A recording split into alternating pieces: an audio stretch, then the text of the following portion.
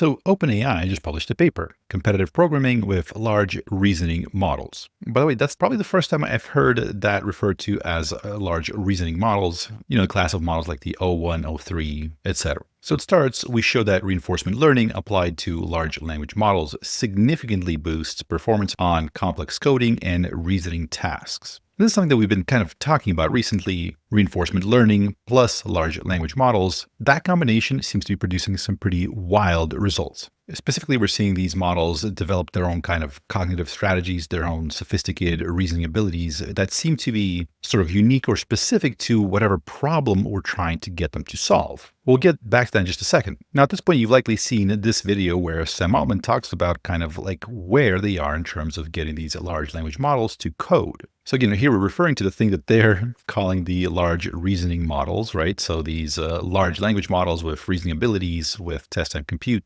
things like the O1, O3, etc. So first reasoning model was the 1 millionth best coder in the world. Then another model was 10,000th, the next one 175th best in the world, and today's internal model they're saying is 50th best. Sam Altman is expecting to see it hit the #1 spot sometime in this year, 2025. We will have a superhuman coder by end of year 2025. And I think this paper gives us a glimpse into how. So first things first, you got to know what the IOI is. Is IOI the bad guys from Ready Player One? Well, yeah, that's not what we're talking about. Are they the hot new Korean pop band? Nope, still not it. How many things are named IOI? IOI is the International Olympiad in Informatics. Now, the interesting part here is they kind of split up the models into two sort of categories. In one, they've created these specialized models. If, for example, if they use the O1 model on the IOI, they would call it O1-IOI. And there they would add some human ingenuity to the mix. So, for example, they would let this model sample 10,000 different sort of answers and then sort of grade each answer to see which one is going to be the best before answering. So here's that, the O1-IOI test time strategy. So basically, they divided each IOI problem into its constituent subtasks, sampled 10,000 solutions from O1-IOI for each subtask, and then employed a clustering and re-ranking based approach to decide which solution from the set to submit. So a lot of sort of ingenuity went into creating these models and using these clustering and problem formulations, re-ranking, etc., to have it come up with these correct answers. And these models did well. Under certain conditions, they got the gold medal at the IOI. And they wanted to see if that sort of specialized handcrafted solution, if it would be as good, better, or worse than,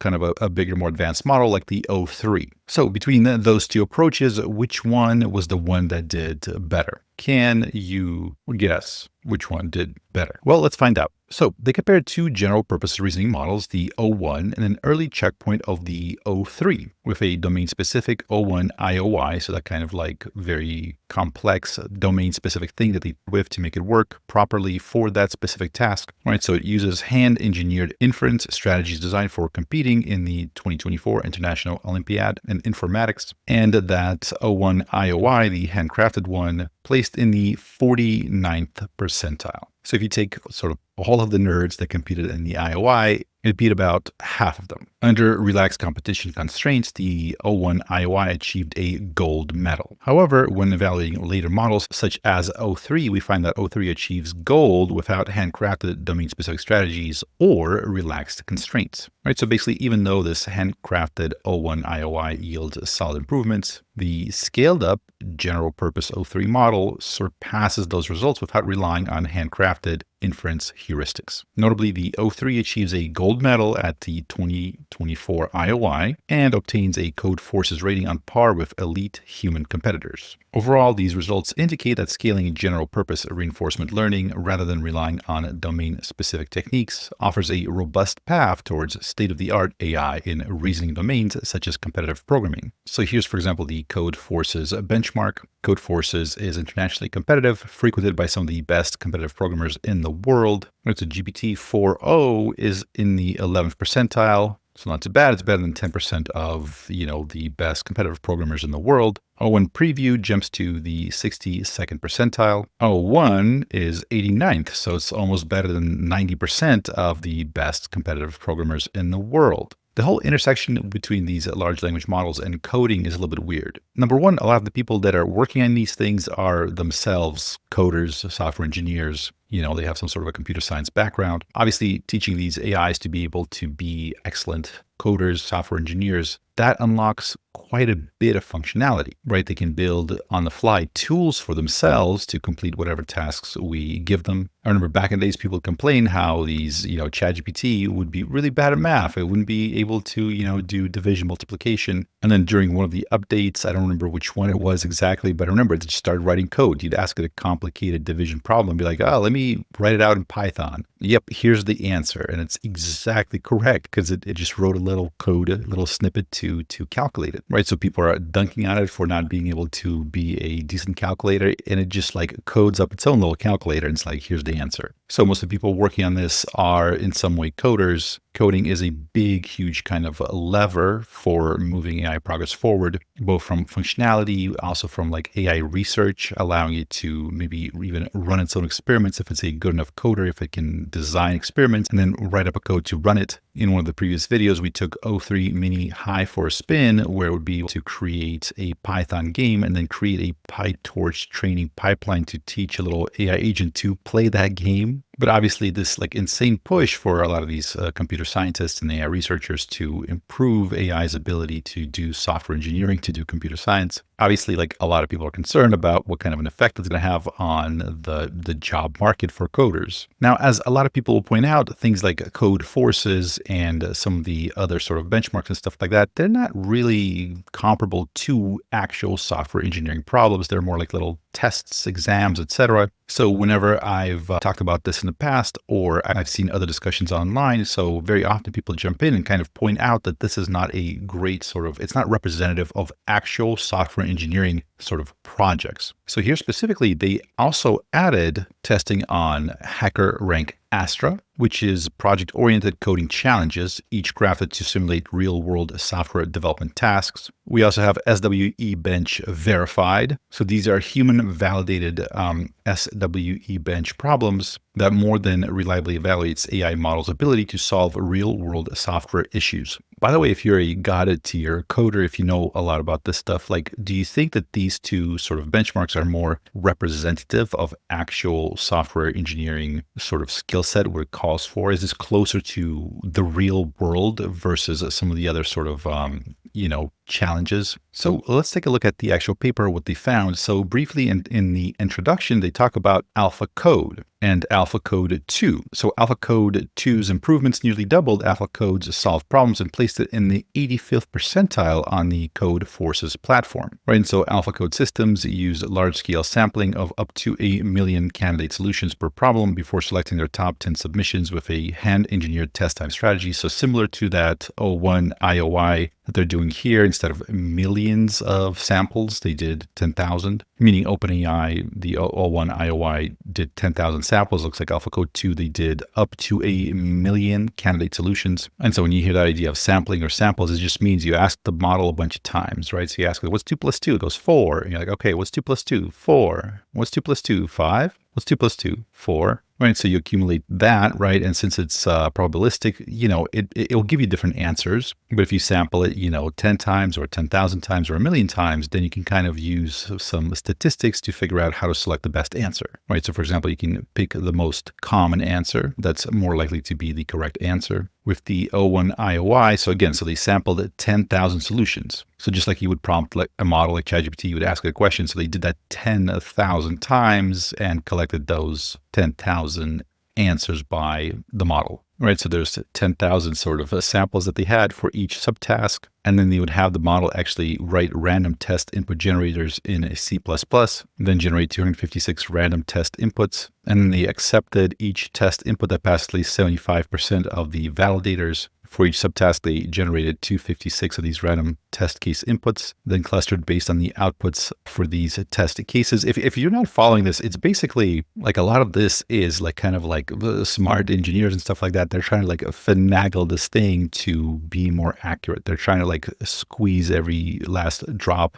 So the point is, if this sounds like really complicated, that's kind of the point. All right, so this is Noam Brown. So he's researching multi-agent reasoning at OpenAI, worked on a superhuman poker AI, Cicero diplomacy AI. So, Yeah, Cicero diplomacy at Meta, this was kind of nuts because it's kind of like a game of like world domination, right? Kind of like Risk, but instead of like relying on dice or whatever, it's more about like negotiating alliances and working through private one-on-one conversations with other people. So designing a large language models to be good at this, it would have to be pretty good at kind of understanding how humans think, right? So the only way to win is by building trust, negotiating, and cooperating with the other players. Well, building trust and whatever's the opposite of that, spending trust. Backstabbing is another good word. One incredible little tidbit from one of these games. So they're playing some of the best players in the world. It's this thing is ranked in the top 10 as sort of best players in the world, or at least out of the groups that they played. So here's the AI in red. It's telling the human players like, oh, I love that move to black. Are you planning to convoy to Armenia? So what it's doing there, like the human didn't think about that, but the AI is feeding him good moves. It's not saying, oh, you should do that. It's kind of like, wow, you're going to do that. That's so smart,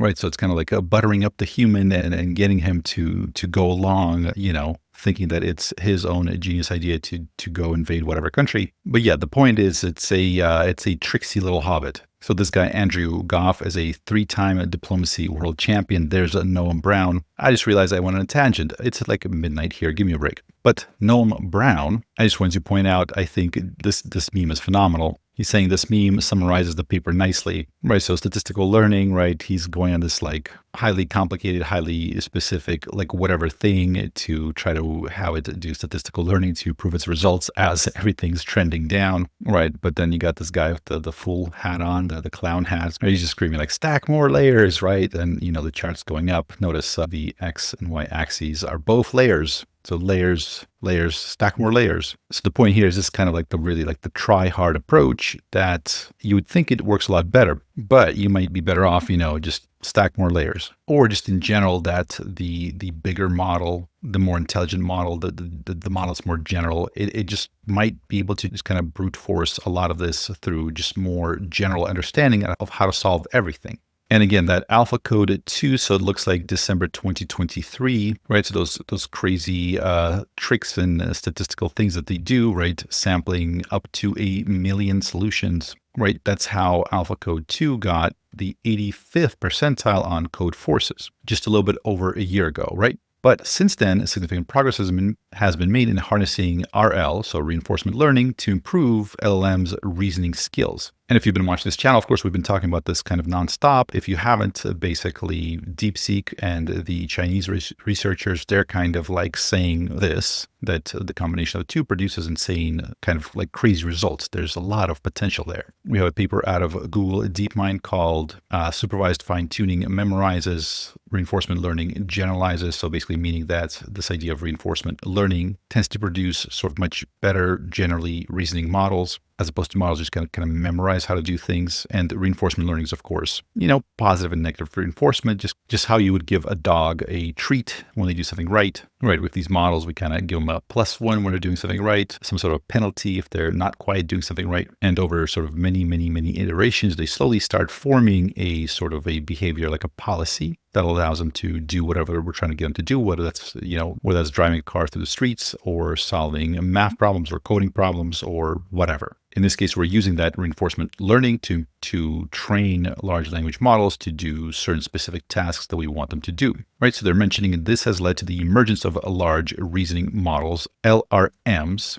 So I haven't seen this used too often. So maybe this might be a brand new thing, or maybe somebody uses it here and there that I just haven't noticed it. But it's an important distinction because I feel like a lot of people people that aren't super deep in this aren't really like intuitively getting the difference between like the 4.0 and the 0.3, right? Like kind of seems similar, right? So most of the models that we've experienced before, GPT-4, etc., like they're non-reasoning models. They're large language models. The 0.1, the R1 from DeepSeek, the 0.3, those are the reasoning models, right? And what are these LRMs? They're language models trained via reinforcement learning, right? RL, to reason and think through extended chains of thought. So they're saying OpenAI's 0.1 and its soon to be released successor 0.3. Very interesting. I can't wait. The 0.3 mini high was kind of nuts. I can't wait for the 0.3, but So those use chain of thought reasoning to tackle intricate tasks like math, coding, etc. And they kind of talk about DeepSeek and Kimi, both of which I believe kind of put a lot of the secret special sauce behind these models, like the OpenAI's O1 and stuff like that. They did put a lot of it out there, or at least how they're trying to reverse engineer it. And so here, kind of like one of the big questions they're trying to figure out is like, how do we compare, like how do the like domain specific hand engineered inference strategies, right? So kind of like that super complicated, like, yeah, hand engineered O1 IOI or whatever, right? How does that compare to sort of the learned approaches that models generate and execute on their own? So there's a brief description of the O1. We're not going to go over it because I'm sure most people know it already. Basically, you have the chain of thought, so it's able to think about the problem before answering. What's new for this sort of research paper specifically for these tests is it's trained to use external tools, especially for writing and executing code in a secure environment. And that lets the model sort of, once it generates the code, it can check if it compiles, past provided test cases, etc. Right? So it like writes the code, then it runs it to see like what happens, right? So if it gets an error message back, it's able to troubleshoot and see how it can improve it, etc. By testing and refining its output, O1 iteratively improves its solution over the course of a single sample. So again, single sample means one response. So that's kind of interesting. So, right, so as it's thinking about it, seems like it's like running the code, getting if it gets an error message back or whatever, like iterates on it, it tries to improve the solution. So like writing the code, troubleshooting it, getting, debugging and stuff like that all happens within one prompt. And so next, the O1 IOI system, right? So it participated in the 2024 International Olympiad in Informatics IOI under the same conditions as human contestants. It had 10 hours to solve 6 challenging algorithmic problems and was allowed up to 50 submissions per problem. All right, so again, the system generates 10,000 candidate solutions, then selects 50 using their, test time selection strategy that they've described above, kind of like that whole complicated process of filtering out the best solutions, the ones that could be correct. Right, so and it scored in the 49th percentile of the competition. Now, if they took out of those 10,000, just took 50 random submissions, the score would only be 156. Right, so this would be like the random ones. This is the ones where they have that complicated way of filtering out the potentially right ones. Or if they were relaxed to just be able to submit 10,000, the score would be 362, which would surpass the gold medal threshold and demonstrating the model's potential. And then they wanted to test it against the next model that's even further trained with reinforcement learning, with the ability to autonomously develop and execute its own test time reasoning strategies. So they obtained access to an early checkpoint of the O3. So again, that O1 IOI, right? So it did 213 on the IOI exam, but if we allow it to just like machine gun approach this thing, right? Just 10,000 submissions, just like go nuts. Well, it gets to 362, right? So exceeds the gold medal threshold. Here it is at 362, and the O3 with 50 submissions gets to 95. So yeah, I looked up the IOI 2024 contest rules. So yeah, there's like 50 submissions. Contestants may perform at most 50 submissions for each task. So again, under the sort of contest conditions, right, it gets 395, surpasses the gold threshold, and beats the O1 IOI with just, 10,000 samples that it took. And overall, the IOI 2024 findings confirm that large-scale reinforcement learning training alone can achieve state-of-the-art coding and reasoning performance. By independently learning to generate, evaluate, and refine solutions, O3 surpasses the O1 IOI without dependence on domain-specific heuristics or clustering-based methods. Then they mention the Hacker Rank Astra, right? They're saying here, unlike typical competitive programming and datasets, Hacker Rank Astra does not provide public test cases, which prevents us from relying on handcrafted test time tactics. Evaluating performance with this dataset reveals whether reasoning abilities enhance success in algorithmic problem solving alone or extend to more practical industry-related coding tasks. So the question is like, okay, it gets gold medal on all these benchmarks. Does that apply to the real world tasks? So on Hacker Rank Astra, so they're kind of in line with, for example, Claude 3.5 Sonnet, O1 Preview, O1, very similar. And on the SWE Bench Verified, as you can see here, there's a big leap from O1 to O3. O3 clocking it at 71.7. So here they're saying these results underscore that enhanced reasoning skills extend beyond competitive programming challenges, providing their applicability to real-world tasks like software engineering. So again, so for people that have disagreed with the fact that these sort of programming challenges present a real-world measurement of how well these things would do as software engineering, do you agree with this statement? Right. So in other words, like this chart, as we improve and increase the compute, the reinforcement learning, right, it kind of like going up and up and up. Is this representatives of the skill that these models will have in real world, software engineering project tasks? And if no, would there be a better benchmark or a way of testing it on those specific things? Some approach where we can test all the different models to see how well they perform, to kind of gauge how well they're doing in that space. So their conclusion is that their findings highlight the increasing reinforcement learning RL training compute coupled with enhanced test time compute. So that's how much we allow it to think after we ask the question, sort of that like reasoning processing time, right? That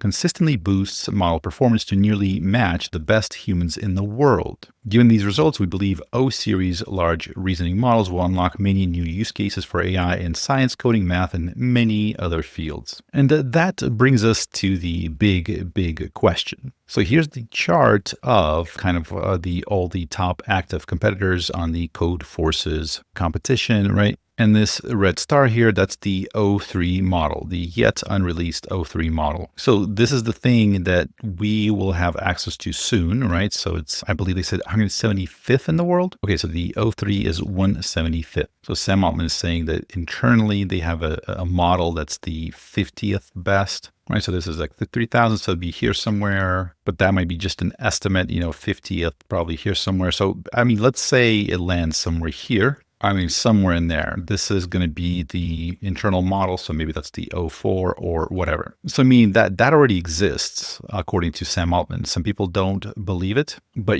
so far it seems like this thing that they're doing, it's working. I mean, it's going up, it's climbing up the charts, it's saturating the benchmarks. It seems to be working. I would believe that they have it. And then Sam Altman is saying, so sometime by the end of the year, we might have a model up here that's the #1 coder, right? Better than all human coders, right? Let's call that the O5 or whatever it is. So again, so he's not saying that you have this. This is just theoretical. He's saying just at this progress, they might get there. Like it's not out of the realm of possibility because again, so the O1 was here somewhere. It was 1670 something, I believe. So this is the O1, right? That got launched September 24. This is the O3. So the O3 mini, O3 mini high that got launched January 2025. So what is that, 4 or 5 months? We don't have the full O3 yet. So maybe we get the full O3 release the first quarter or second quarter of 2025. This internal model, let's say they call it O4, assuming the naming convention holds, which it might not. But I mean, what if that lands fourth quarter of this year, right? 2025. And at that point, right, maybe they already have this internal model, right? That supercoder, the O5 or whatever you want to call it. They might have that internally. Again, this is just speculation at this point. But again, I mean, this doesn't look like it's out of the realm of possibility. So does that mean we have a superhuman coder by the end of 2025? That kind of feels like a fundamentally big shift in just about everything. So this is Riley Brown. I couldn't find the exact tweet that I was thinking of. It was something along the lines of like, in the next 5 years, the biggest threat to SaaS companies will be, your clients, your customers figuring out they can just make it themselves in 45 minutes, with one of these large language models. I mean, do you think it's accurate? Do you think that's going to be how drastic it's going to be? Or do you think we're nowhere near that? Tanish Matthew Abraham had this take. So he's talking about this paper that we just looked at. So he has a problem with the fact that they're saying that the O1 IOI is not as good as the O3. So like that super specialized thing is not as good. He's saying, how do we know that the O3 IOI wouldn't be even better? So that's going to be an interesting question to answer too, right? So is it that apples to apples, if you're comparing an O3 to an O3, taking the same model and fine-tuning, specializing it towards a particular task, is that going to make it that much better? Or is it just that in terms of like resource allocation, is just, stack more layers, as the chart here says, right? Layers, stack more layers. If you made it this far, thank you so much for watching. My name is Wes Roth, and I'll see you next time.